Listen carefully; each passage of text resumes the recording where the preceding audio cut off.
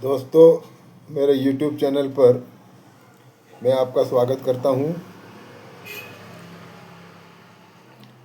राष्ट्रपिता महात्मा गांधी की अमर कहानी, अध्याय 85, खंड 3। पिछले भाग में हमने जाना कि टॉल्स्टॉय आश्रम, जिसे बापू ने उनके मित्र कैलेनबैग के सहयोग से स्थापित किया था, उसमें सत्याग्रह कैदियों के परिवार को रहने की सुविधा थी। साथ ही उनके बच्चों को शिक्षा और व्यवसाय के लिए भी प्रशिक्षित करना था। ये बच्चे हिंदू, मुसलमान, ईसाई और पारसी जाति के थे, अतः उनको अलग अलग शिक्षक रखना मुश्किल था। फिर बापू ने उनका शिक्षक बनने का निर्णय लिया।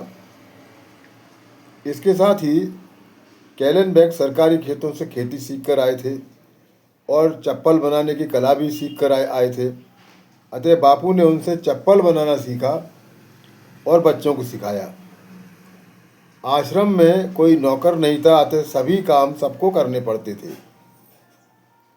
बापू लिखते हैं कि आश्रम में जो काम हम शिक्षक कैलेनबैग और प्राग देसाई और मैं नहीं करते थे, वो बच्चों से भी नहीं करवाते थे। इस कारण बच्चे बहुत उत्साह और मेहनत से काम करते थे।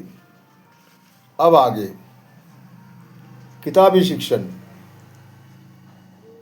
शारीरिक शिक्षा और हस्तकौशल का काम टॉल्स्टॉय आश्रम में हम कैसे चलाते थे, ये आपने कुछ देखा। यह काम मुझे पूर्ण संतोष हो ऐसा तो नहीं चलता था, फिर भी हमें इसमें थोड़ी सफलता अवश्य मिली। पर अक्षर ज्ञान देना बहुत कठिन था। इसके लिए मेरे पास पूरे साधन नहीं थे। दिन भर शारीरिक श्रम करके मैं थक जाता था। दिन भर खेती, गृहोद्योग, शिक्षा इत्यादि के काम से थोड़ा भी समय आराम के लिए नहीं मिलता था। फिर भी मैं अपने आप को तैयार रखता था। किताबी शिक्षा के लिए 3 घंटे रखे थे। इसके अलावा क्लास में हिंदी, तमिल, गुजराती और उर्दू भाषा की शिक्षा भी देनी पड़ती थी। हर बच्चे को उसकी मातृभाषा में शिक्षा देने का नियम था। अंग्रेजी भी सबको सिखाई जाती थी। उसके अतिरिक्त गुजराती और हिंदू बच्चों को संस्कृत और हिंदी का संस्कृत और सभी को हिंदी का थोड़ा सा ज्ञान भी देना था। इतिहास, भूगोल और अंक गणित को सिखाने का भी नियम था। तमिल और उर्दू सीखने का काम मेरे पास था। मेरा तमिल ज्ञान जितना मैंने पानी के जहाज की यात्रा में और जेल में, और मैंने तमिल स्वयं शिक्षिका मंगाई थी, उससे इन तीनों चीज़ों से जितना सीखा, वहीं तक मेरा तमिल ज्ञान सीमित था।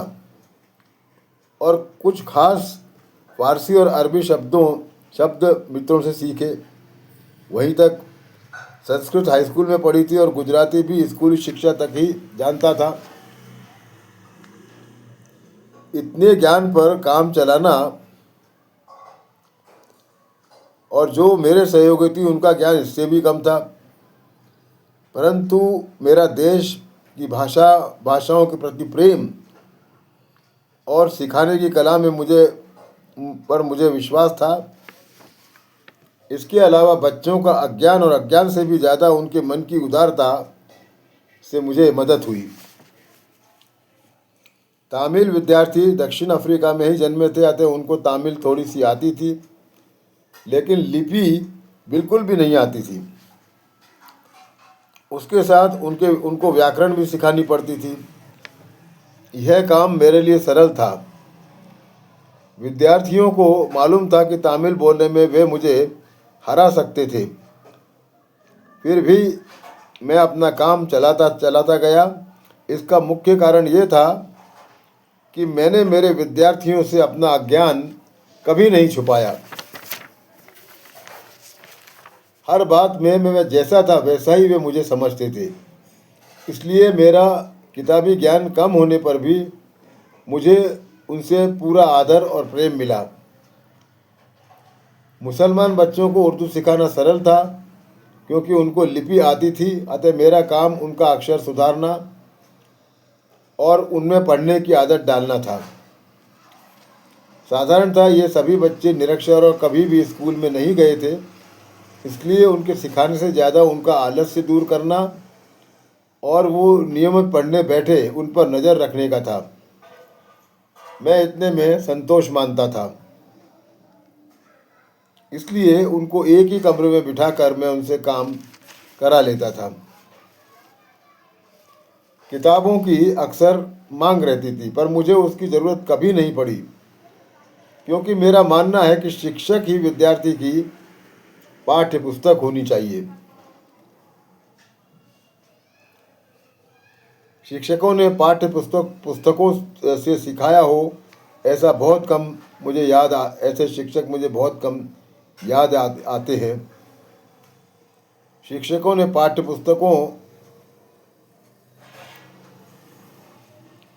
से सिखाया हो मुझे बहुत कम मुझे याद आते हैं, लेकिन जिन शिक्षकों ने स्वमुख से सिखाया वे सभी मुझे याद हैं।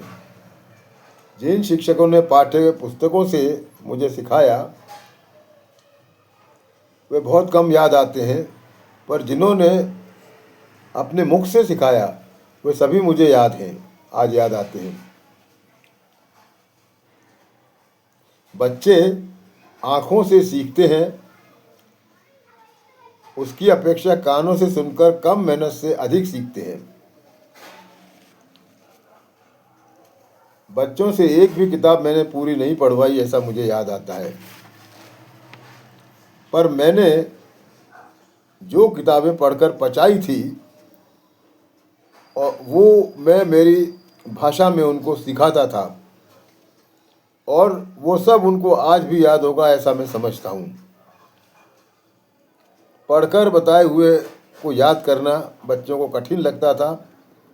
मैं जब मुंह से सिखाता था तब वे उसे बोलकर बताते थे और पढ़ने का उनको आलस्य आता था, पढ़ने का उनको आलस्य आता था।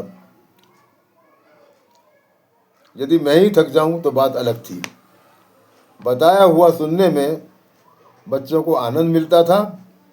उनके मन में प्रश्न आते थे जो वो मुझसे पूछते थे, और उससे मुझे उनकी ग्रहण शक्ति का अंदाज लग जाता था। और इसलिए ये अध्याय यहाँ समाप्त हुआ। आपका बहुत बहुत धन्यवाद।